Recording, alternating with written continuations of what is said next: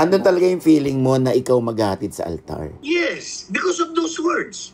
Sabi niya, good morning, Pa. Sabi ko, why? I need to tell you something. Ano sabi niya? Pa, hindi na tuloy yung kasal.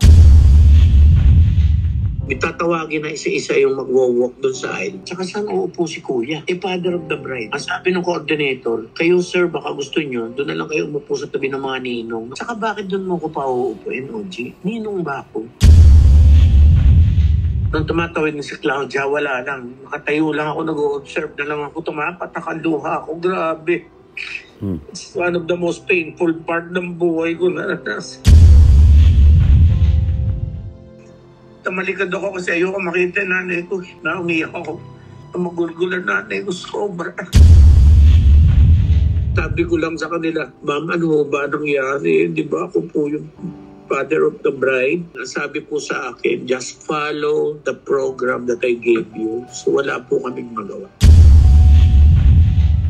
Ako pakiramdam ko lang kaya sinabi niyo na hindi natuloy yung kasal. Siguro ayaw niyo na akong pumunti.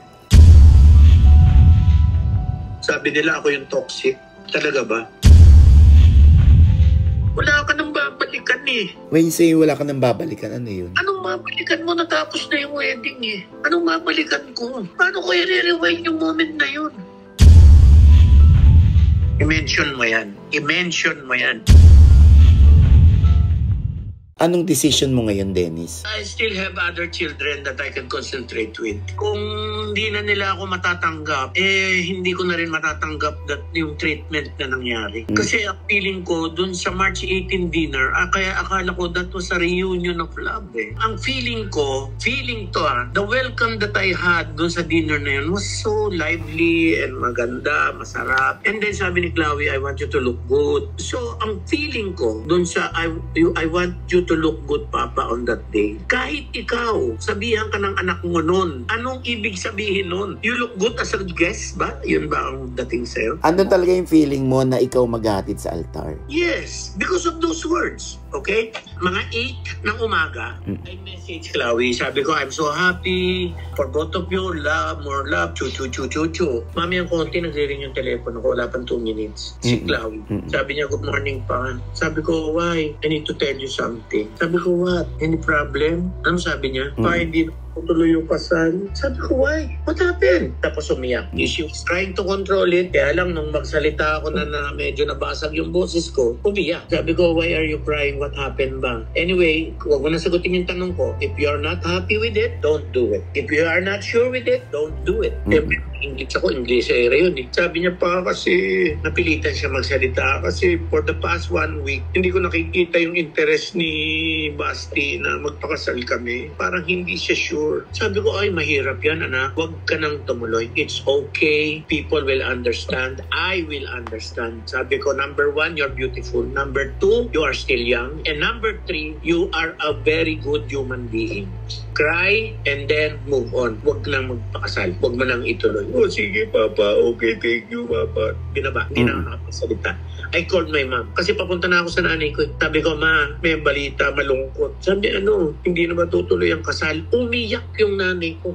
Sobra. Sabi, ano ba yan? Bakit? Hindi, sabi ko, ma, wag ka na muna magtanong. Basta ang importante, sinabi ko kay Chloe, kung masaya ka, tuloy. Pag hindi masaya, wag ituloy. Ganun kasimple, ma. Okay. Nagdadasal nga ako. Nagkakrosaryo ko ngayon. Chu-chu-chu-chu-chu. Anyway, ma, okay na. Huwag ka na magbihis. Okay na yan. Wala nang makeup na mangyayari. After an hour, wala na. Nagubad na ako ng damit. Umiiyak din ako. Nagubad na ako ng damit. Nagpambahay na ako. Kinuha ko na nga yung basahan. Nilinisin ko na lang yung kotse ko. Alam mo yun. After an hour, exactly 9:30, tumawag ulit. Papa, tuloy na yung kasal. Hindi ko nagtanong masyado. Kasi 9:30 na, alabang ang wedding. Susunduin ko pa sa Caloocan City ang nanay ko. Hindi na sapat yung oras ko. Mabibitin na. So tumakbo na ako. Sinagdo ko na yung nanay ko. Awa ng Diyos, wala naman traffic sa Skyway. Bago mag-alauna, nasa tabi na kami ng simbahan. Sa gutom namin, nasa likod kami ng simbahan, meron doon marketplace, parang 7-Eleven ng Gustans. Sa loob ng Ayala, Alabang, bumili na lang ako ng ready-to-cook na pagkain in microwave. Kumakain ang nanay ko sa likod ng simbahan dahil wala pa naman tao. Pero hindi kami makakain sa labas dahil napakainit kahapon, Oji. Kumain siya sa loob ng kotse ko. Doon siya kumain. ang nanay ko. Kaming dalawa,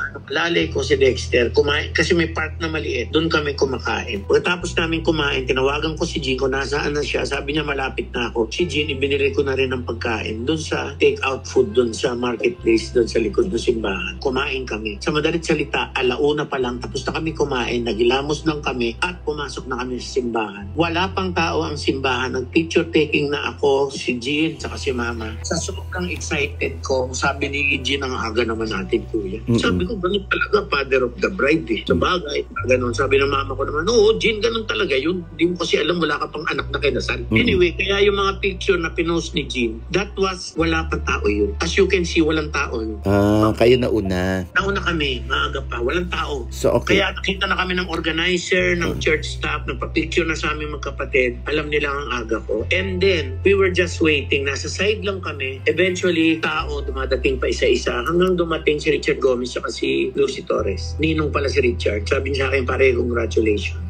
Anyway, na nag-organize na, dumating na lahat, mga pamilya, nasa side pa rin kami. Ako, Jean, nag-aantay, tsaka mama ko, nag-aantay ng coordinator na lalapit sa amin. Kasi ang feeling kasi, OG, hindi ka pwede basta humalabilo. Kasi I don't know them personally, yung kabilang side. Tapos, yung mga bata, sila Julia, nang nando sa kabilang side ng church, hindi na lumalapit sa amin. So, I was waiting. So, nandun lang ako, I stayed there, and nag-aantay lang ako sa coordinator na napitan. Hanggang mag-start na nga, mag-start na, itatawagin na isa-isa yung mag-walk doon sa aisle. Tsaka pa lang nagtanong si Jean doon sa coordinator. Sabi niya kay Dexter, Dex, tanong mo sa coordinator, saan uupo si mama? Tsaka saan uupo si kuya? Father of the bride. Ang sabi ng coordinator, kahit saan naman daw pwede umupo. Tapos sabi sa akin, kayo sir, baka gusto nyo, doon na lang kayo umupo sa tabi ng mga ninong. Nakaupo na yung mga ninong. Ayoko naman kumros doon sa mga ninong. Dahil takaw pansin, pag nag-cross ako doon, nakaupo na yung mga tao. Tsaka bakit doon mo ko pa uupuin, OG? Ninong ba ako?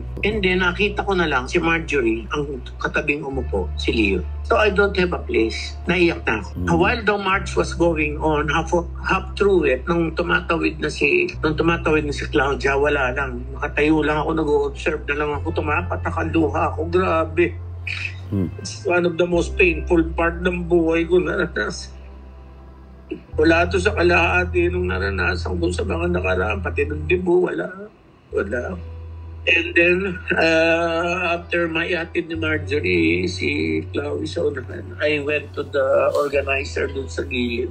Both of them were sitting down, I was standing up, and I was talking to them while I was crying, and sabi ko lang sa kanila, ma'am, ano ba nangyari? Di ba ako po yung father of the bride? Tapos sabi nila, sir, I know what you feel. We feel you, sir. Niraise ko po yung issue na yan during our meeting. Ang sabi po sa akin, just follow the program that I gave you. So wala po kaming magawa. Niraise daw nila, paano yung father of the bride? Pagkausap nila ako, umiyak. Sabi niya, sir, I raised that issue regarding the father of the bride, pero they told me na just follow the program that I gave you. So wala po akong magawa, sir. I feel you, I'm sorry. Sabi ko sa akin din, huwag sa maloob niya kasi wala akong mapag-vent out wala akong mapagsabihin. Tapos sumupo na ako. Pero lahat ng ito, habang nangyari ito, nakikita ni Jean yung umiiyak ako. Sa kanan ko siya. Alam mo, sa totoo lang, Oji, mas masaya pa ako hindi ako invited tapos dumating na lang ako. Yung gate crasher. Mas gusto ko pa. Kasi hindi ka nila pinansin, problema mo yun. Hindi ka invited, pumunta ka Hindi ka pinansin, wala akong magagawa. Pwede, iwanan mo lang yung gift mo sa organizer, pabigay mo. Kung makarating, thank you. Kung hindi, di wala. Wala kang i-expect. So I rather hindi na-invite. Sobra kayong na-hurt nung umiyak ang nanay mo? Sobra. Ayaw pa nga ng nanay ko umiyak pero nakita ko nakatingin sa akin. Tamalikad ako kasi ayoko makita nanay ko na umiyak ako. Magulgulan nanay ko sobra. 82 years old yun. Namumutla nanay ko na hindi ko maintindihan.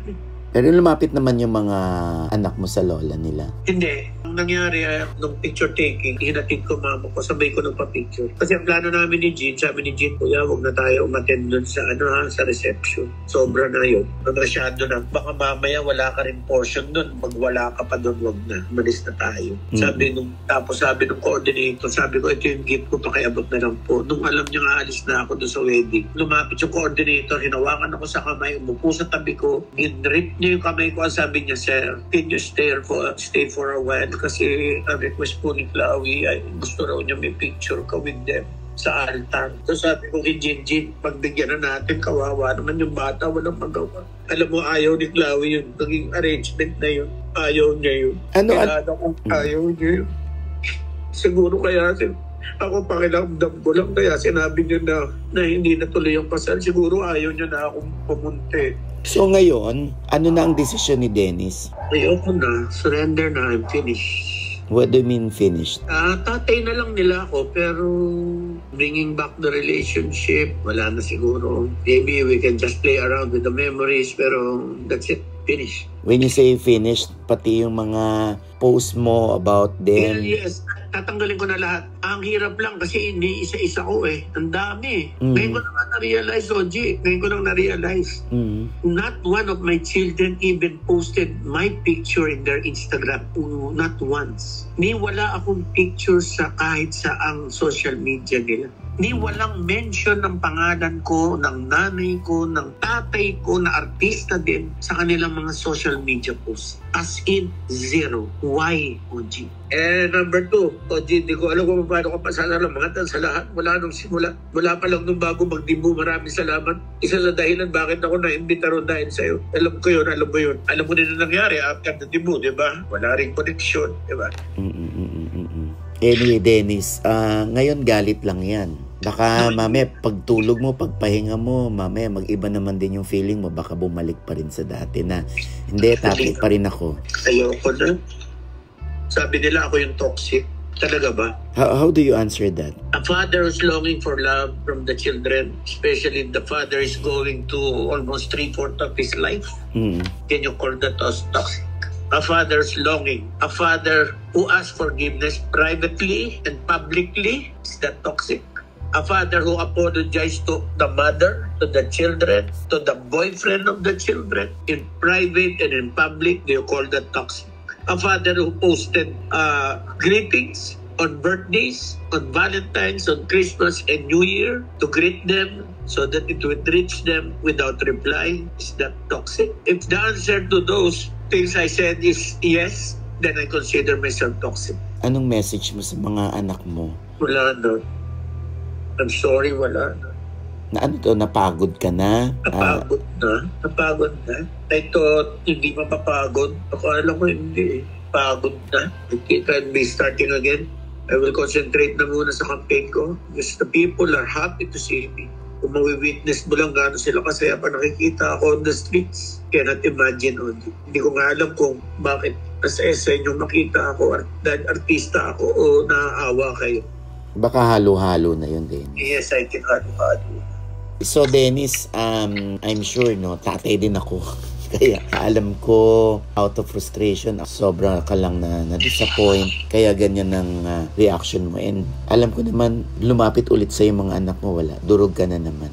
Lalambot na naman ang puso mo. Parang hindi na siguro. I think I will carry it to my funeral. Bibit-bitin ko na lang to. Hanggang mamatay ako. Hindi ko na babaguhin. Ayoko na. Pagod na ako. Dennis, hindi, tatanong ko lang. Kasi nag-post ka rito na, parang meron kang chronological eh. Yes. Na, anong tawag nito? I tried asking for an invitation before the wedding for me and my mother. Pero walang ipinadala. Pero nag-PM ng details ng wedding. So yes. Dito lang meron ka ng kutob? Wala pa. Wala pa. Kaya lang, gusto ko makita yung program. Gusto ko makita kung sino yung ninong. Gusto ko malaman kung anong pangalan ng balae, first name ng tatay, tsaka nanay. Kasi nung first meeting namin ng March 18 with Basti, sabi kasi ni Chloe sa akin, bago kami nagkita, sabi niya, pa, okay lang ba na kasama si Basti? Pag na-meet mo kami si Julia, Leon, tsaka ako, sabi ko, okay lang ba tayo muna mag-usap? Tapos after maybe 30 to 1 hour, masunurin ko na lang siya. Sabi niya, sige, Papa, di na nag-usap kaming apat muna.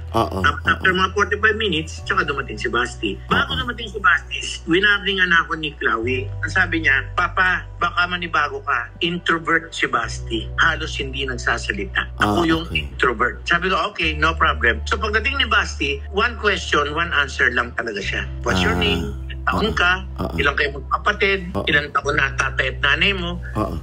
basic question na yan, talagang ganun nga. Introvert yung tao. Naintindihan mo naman. Naintindihan ko naman. So, ganun siya, ganun ang pagkatao niya. So, nung pauwi ako, parang weirdohan ako. Dahil parang, dapat pag makikilala mo yung binan mo, dapat ikaw yung makwento, di ba? Para makilala ka. Anyway, wala. Introvert nga.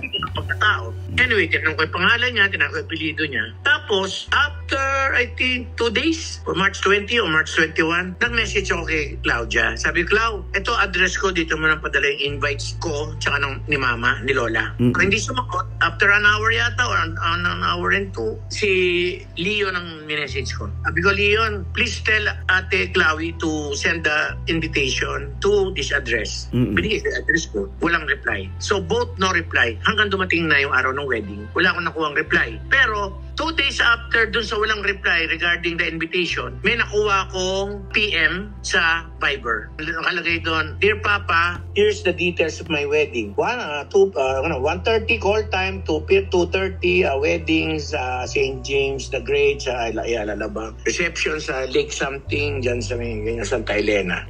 So ayaw nila akong padala ng invitation. Yung physical invite? Ayaw nila magpadala. Okay. Si Julia, tinawagan mo naman or tinext mo? Kung bakit ayaw. Hindi mo lang alam. Kasi pag nakita ko na wala ang pangalan ko doon, 50-50 kung dadating ako o hindi. Yun ang feeling mo na pwedeng mangyari. Pakita, kunyari, magsabi ako, punta ako, nakita ko yung invitation. Wala naman ako sa program. So, nasa akin na yun kung do you want still to go? Hindi. Diba? Ganun yan, diba? Oo. So, yan yung meaning nung I tried asking for invitation. So yung after the wedding, did you try calling Julia or Leon? Yes, kagabi. Sabi ko, ano dahilan? Bakit gano'n na nangyari? Kaninong idea ito? Wala na wala nang sumagot sa akin. Si Julia, siguro mga 3 missed call, pero walang sagot. Si Leon, mas marami. 10 siguro. And then eventually, parang pinatay niya yung telepono. Wala ring sagot. Wala rin sagot. So, trying so many times, sabi ko, wala na siguro. This is the end. And finally, I surrender. And finally, I posted everything. Yung regret mo lang, sana sinabi na lang sa'yo na hindi ka pala part ng Entourage. Yes. Sana... Para I can decide if I still want to go o wag na lang. Sa akin di ba? Wala ka silang carry doon. Kung di ako dumating, in-invite ka namin Sinabi naman namin na hindi ka part of the Entourage, di ba? De-decide ka na. At least meron silang katuwiran, may reasoning sila. Hindi ako pwede mag-vent out. Para akong tanga. Sinabihan ka di ba, na wala ka.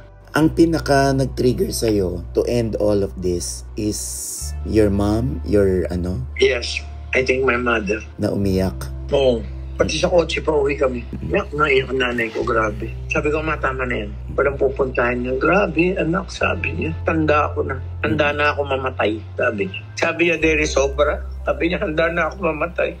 When you say handa na siyang mamatay? Parang I witnessed the worst. Handa na ako mamatay. Parang tinapos na rin niya, okay na ako. Oo, handa na ako mamatay. Hindi naman siguro yan, out of lang din. Frustration and disappointment, no? Yes. Nag-usap ba kayo ni Claudine? Tumawag siya kagabi sa akin. Kasi nag-usap din pala siya. She had, I think, 2 Viber messages to Marjorie. Nag-usap siya na baka pwede naman ako umaten. Bibigay lang ako ng gift ko kay Claudia. Tapos parang pangatlong message niya, binura. Tapos binlock na siya. So hindi na pumasok yung messages niya. Kaya iyak siya nung gabi. Tapos kahapon ng umaga, sabi ko, Claudine, kahit na hindi ka invited, pumunta ka. Huwag ka matakot. I'll sit beside you. Alam mo naman gano'n ka-support dyan sila Chloe. Oo. So, parang anak niya umiyak si Claudine. Sobra. Kagabi, parang hihimatay yun. Sobra. So, hindi sila okay ni Marjorie? Pag gano'n ang pagkaunawa ko, nakikiusap siyang ma-invite Kaya nga ako, sinabi ko sa kanya, kahit hindi ka invite, pumunta ka, tatabihan kita. Kasi kung dumating naman siya, alam naman itaboy mo. Si Claudine Barreto yun, no? Tsaka tsahin yun, Paano mo yun? Ikaw mag-anak yun, Kadugo yun, paano? Sabi ko, pumunta ka kahit di ka invited. Sabi ko, tapang-tapang ko pa, mabuti na lang pala, hindi pumunta. Mas grabe pala yung nayabang ko. Kasi siyempre, feeling ko, father of the bride ako. Naku, pumunta ka, ako bahala sa'yo. Okay na lang, hindi siya pumunta. Even Gretchen? Wala, hindi rin invited. Kera sila. Alam ko si Claudia, ayaw niya yung nangyari. Alam ko. Napipil ko, ayaw niya yung nangyari. Gusto niya akong umupo doon. Gusto niya akong kasama maghatid sa kanya. I can see it in her eyes, Nararamdaman ko kahapon Pagharap niya sa mga tao, hinahanap niya ako. Talaga? Tsaka, di ba? G, wala ka nang babalikan. Anong babalikan mo? Wala ka nang babalikan eh. When you say wala ka nang babalikan, ano yun? Anong babalikan mo? Natapos na yung wedding eh. Anong babalikan ko? Paano ko i-rewind yung moment na yun? Kaya busy ngayon ako dahil nagdidelete ako sa Instagram ko eh. Wala pa ako sa kalahati. Ang dami pala. Sobra ngayon ko lang na-realize through the years. Ang dami pala.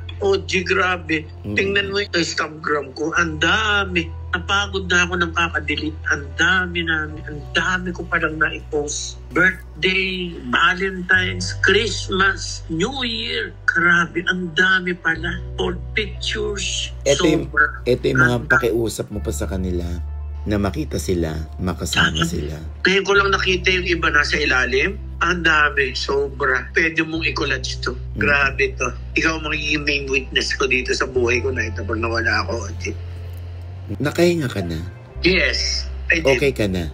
Now, yes. Naiiyak lang ako pero sarap. I feel good. You feel good now? No, I feel good kasi, di ba? Tanggap mo na. Ko na number 2, it's done. It's finished. Done na. Yung iba magugulan, ano to, tinatapos na ni Dennis yung relasyon niya sa kanyang mga anak? Yes. Ako na masusunod ngayon, hindi na sila.